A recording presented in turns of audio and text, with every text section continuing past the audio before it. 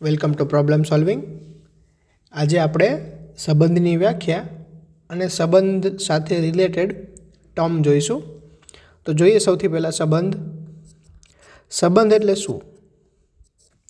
Okay, તો સંબંધ આપણે જે રિયલ લાઈફમાં સંબંધ હોય એવા જ સંબંધની વાત છે. સંબંધને આપણે ઇંગ્લિશમાં કહીશું રિલેશન.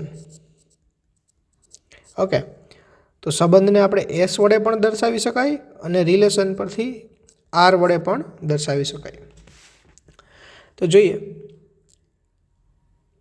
અરિક્ત ગણ એ અને બી માટે એ ક્રોસ બીના કોઈ પણ ઉપગણને એ થી બીનો સંબંધ કહેવાય. ઓકે, કોને એ થી બીનો સંબંધ કહેવાય? એ થી બીનો સંબંધ કહેવાય કોઈ પણ ઉપગણને. કોનો ઉપગણ? તો કે એ ક્રોસ બીનો. તમારી પાસે બે ગણ હોય, એક અને બી, એ અને બી, તો એનો તમે કાર્ટેશિયન ગુણાકાર મેળવો અને એનો કોઈ પણ ઉપગણ મેળવો તો એ ઉપગણ છે એ થી બીનો સંબંધ કહેવાય. ઓકે, તો આપણે એક ઉદાહરણ દ્વારા જોઈએ.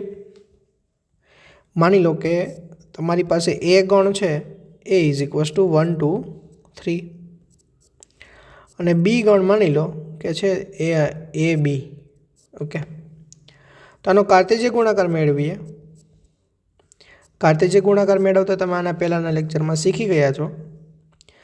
અહીંયા એ ક્રોસ બી છે એટલે અહીંયા જે ક્રમયુક્ત જોડ બનશે એનો પહેલો ઘટક ગણ એમાંથી હશે અને બીજો ઘટક ગણ બીમાંથી હશે.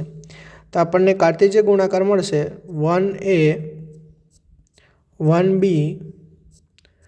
2a 2b 3a અને 3b. ઓકે, હવે આ એ ક્રોસ બીનો કોઈ પણ ઉપગણ લઈએ તો એ ઉપગણ છે એ એ થી બીનો સંબંધ બનશે. તો આપણે એક ઉપગણ લઈએ, આપણે એને નામ આપીએ આર. એટલે આપણે આ સંબંધ જ નામ આપી દીધું છે, રિલેશન જ નામ આપી દીધું છે. Okay, R is equals to લઈએ 1a લઈએ, 2b લઈએ અને 3a લઈએ. ઓકે, તો આ છે એ ઉપગણ છે એ ક્રોસ બીનો અને આ જે આર છે એ સંબંધ પણ છે એ થી બીનો. તો આપણે આને લખીએ આર એ થી બીનો સંબંધ છે, આવી રીતે લખી શકાય. તો હવે આપણે વ્યાખ્યા મેળવીએ વિસ્તાર. ઓકે, તો વિસ્તાર કોને કહેવાય? તો આ જે આર સંબંધ છે એની અંદર આ 3 ક્રમયુક્ત જોડ છે. તો આ 3 ક્રમયુક્ત જોડમાંથી જે બીજો ઘટક છે એને કલેક્ટ કરીએ અને જે ગણ બને એને આ આર સંબંધ આરનો વિસ્તાર કહેવાય.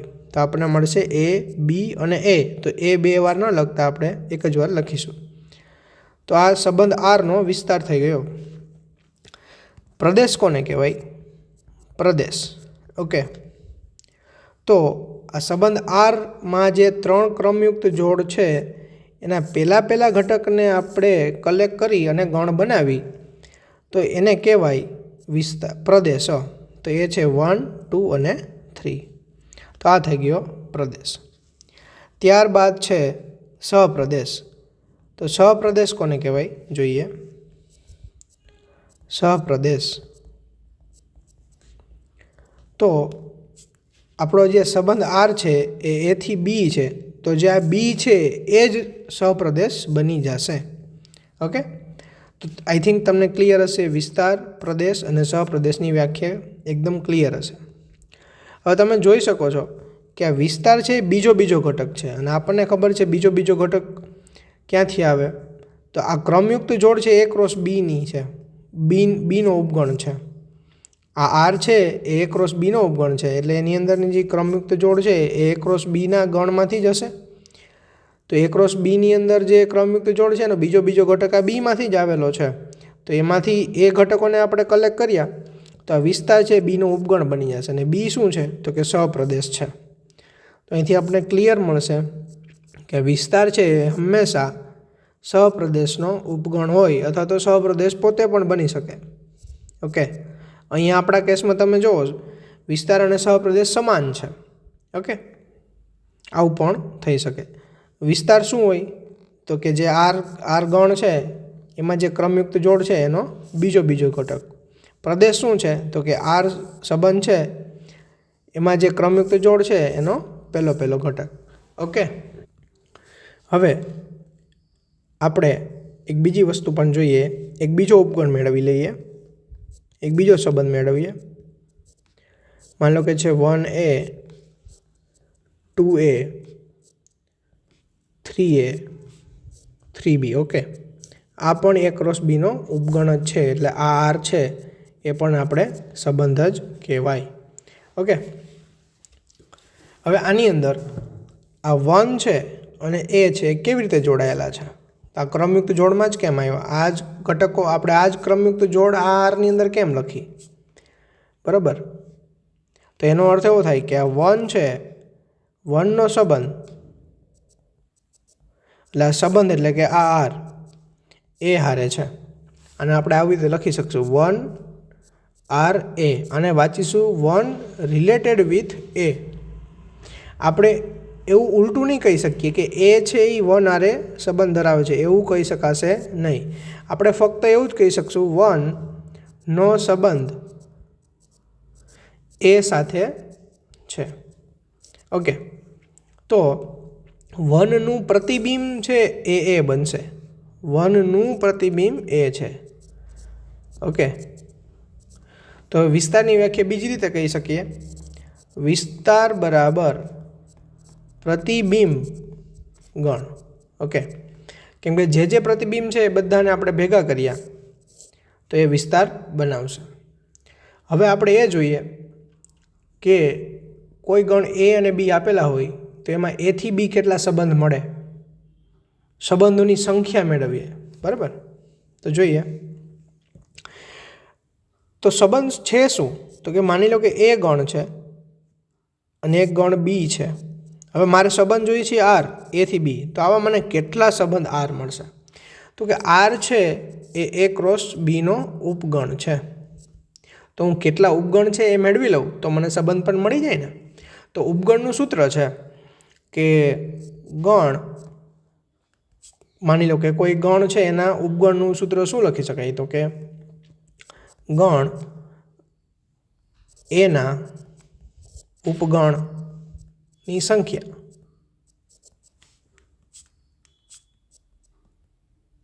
શું થાય તો કે 2 ગણ એના ઘટકો.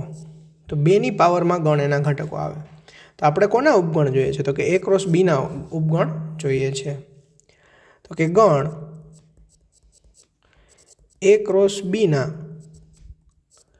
ઉપગણની સંખ્યા બરાબર 2n ઓફ a ક્રોસ બી.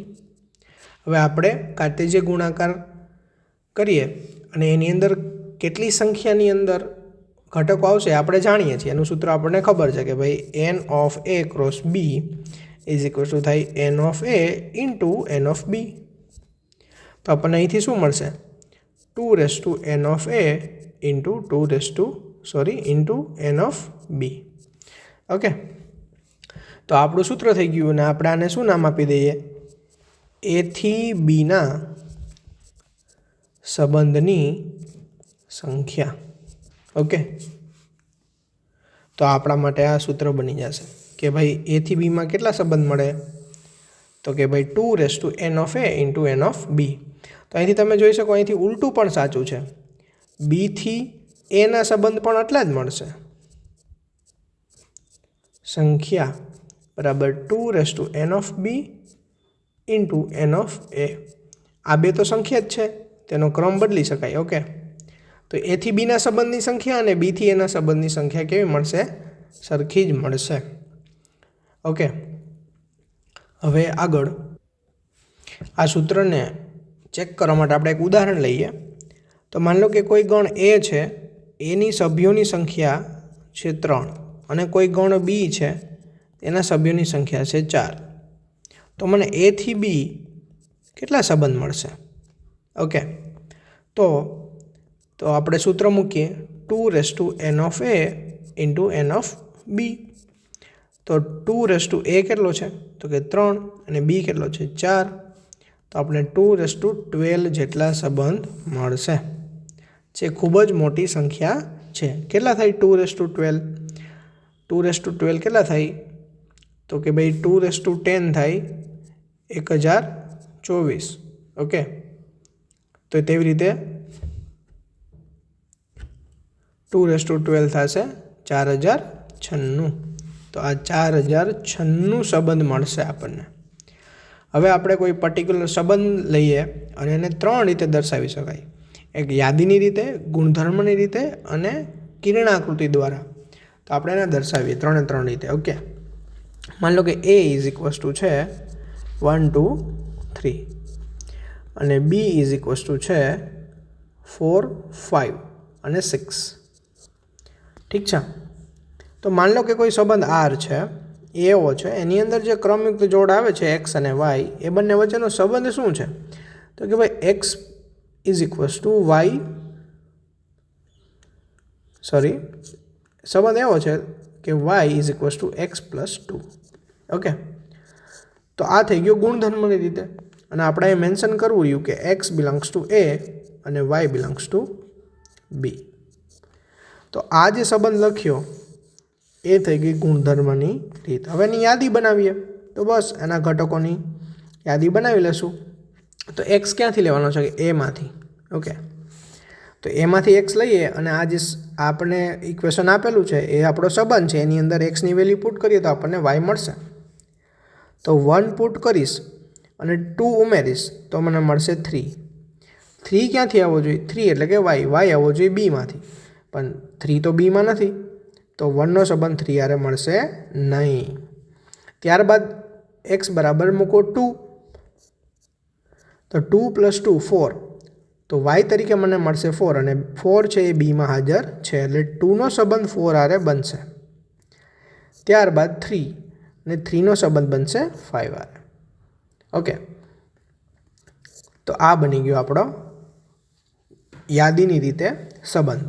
આની કિરણાકૃતિ દર્શાવીએ, તો કિરણાકૃતિ દર્શાવવા માટે આપણે આવી રીતે દર્શાવીશું. ગણ એ, ગણ બી. ગણ એના બધા સભ્યો લખીશું 1 2 3, બીના સભ્યો લખીશું 4 5 6. આ સંબંધ છે આર. ઓકે, તો એકનો સંબંધ કોઈ હારે નથી, બેનો સંબંધ છે એ 4 હારે છે. ઓકે, 3નો સંબંધ છે એ 5 હારે છે. ઓકે, તો આ કિરણાકૃતિ થઈ ગઈ. તો એક સંબંધને આપણે 3 રીતે દર્શાવ્યો: ગુણધર્મની રીતે, યાદીની રીતે અને કિરણાકૃતિની રીતે. તો હવે આપણે એનો વિસ્તાર, પ્રદેશ અને સહપ્રદેશ પણ જોઈ લઈએ. સહપ્રદેશ શું બનશે? આપણને ખબર જ છે કે સંબંધ એ થી બી છે, આપણો આર જે સંબંધ છે એ થી બી છે, તો આપણો સહપ્રદેશ બનશે બી. વિસ્તાર, તો વિસ્તાર છે આપણે જે યાદીની રીતે લખ્યું હોય એમાં જે ક્રમયુક્ત જોડ હોય એનો બીજો ઘટક છે એ વિસ્તારમાં આવશે. તો અહીંયા મળશે 2 અને 4, જે સહપ્રદેશ બીનો ઉપગણ પણ છે. તમે જોઈ શકો છો. 4 અને 5. ઓકે, લખવામાં ભૂલ કરી છે. તો 4 અને 5 બીની અંદર છે, એટલે આપણે એ વિસ્તારને બીનો ઉપગણ ગણી શકીએ. કિરણાકૃતિમાં પણ તમે જોઈ શકો, જે પ્રતિબિંબ ગણ છે, આપણે પાછી વ્યાખ્યા કરી હતી વિસ્તારની કે પ્રતિબિંબ ગણ. તો 4 અને 5 છે એ પ્રતિબિંબ છે, એને ભેગા કરી અને જે ગણ બનાવીએ એ વિસ્તાર બનશે. ત્યારબાદ પ્રદેશ. તો પ્રદેશ છે એ યાદીની રીતમાં જે ક્રમયુક્ત જોડ છે એની પહેલો ઘટક, બરાબર. તો એ આપણને શું મળ્યું? 2 અને 3. ઓકે, તો આવી રીતે આપણને પ્રદેશ મળી ગયો, વિસ્તાર મળી ગયો, સહપ્રદેશ મળી ગયો, અને 3 રીતે આપણે આ જે છે સંબંધ એને દર્શાવ્યો. હવે હરેક ટાઈમે આપણે ગુણધર્મ રીતે સંબંધને દર્શાવી શકતા નથી. ઘણીવાર સંબંધ ડાયરેક્ટલી કીધેલો હોય તો માની જવાનો. આપણે અહીંયા જે ઇક્વેશન સ્વરૂપે આપણે દર્શાવી શક્યા. બધા ટાઈમે એવું જરૂરી નથી કે આપણે ઇક્વેશનની રીતે દર્શાવી શકીએ. ઓકે, તો નેક્સ્ટ લેક્ચરની અંદર આપણે સ્વાધ્યાય 2.2 જોઈશું. Thank you for watching.